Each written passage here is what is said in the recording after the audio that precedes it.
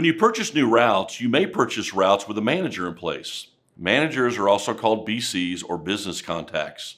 Your BC handles the day-to-day operations of the business.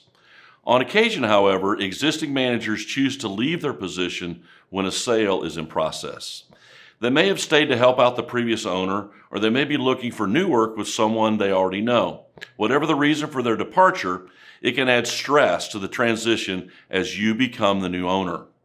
When purchasing a FedEx Ground operation, it's important that the seller notifies the current manager ahead of time. One thing you should know is your manager is not contractually obligated to stay, so it's important to secure a window of support from the seller in case you lose your manager. If this happens, you or someone you trust needs to be willing to step into that role for a few weeks, learn about what you need in a manager, and then take the time to hire a new one. If you plan to be a remote owner, you must ensure to have multiple levels of contingency in place.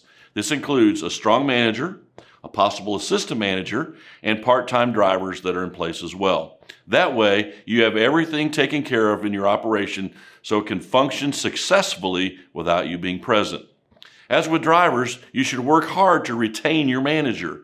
Keeping your team intact is one way to increase your business efficiency and, in turn, your profit. It's also important to be honest and clear with your manager about your expectations for their role from the beginning. For example, be clear about the expectations of when they might have to drive for the operation and how frequently that may occur. Your pay structure for the role should reflect your expectations for your BC. Your manager needs a clear idea of how much they are expected to drive at their current salary. Additionally, they need to know how they will be compensated if they have to drive more often than expected. We also recommend offering an array of manager incentives as one retention method. There are different ways to incentivize your manager.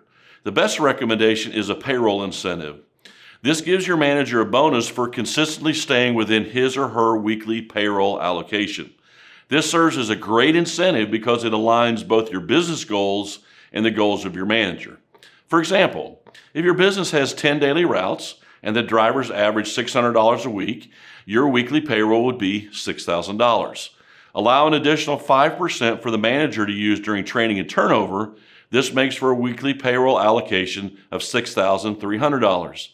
If your manager does not go over that payroll allocation for a determined number of weeks, then they would receive a financial bonus. If your manager stays within your payroll budget each week, then you can be confident that your business is performing within your goals. If you're willing to share books and records with your manager, you can also offer him or her a bonus for maintaining a total repair and maintenance number that is 15% or less of your total revenue. Make the time frame longer on this incentive to encourage preventive maintenance as well. You don't want your manager cutting corners just to save on the budget. The best bonuses for line haul managers are ones that reward him or her for not declining runs or freight within a certain period of time.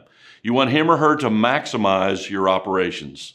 Lastly, stay bonuses are also very effective in retaining operations managers or critical people within your organization. Overall, incentives are great for keeping and retaining your managers.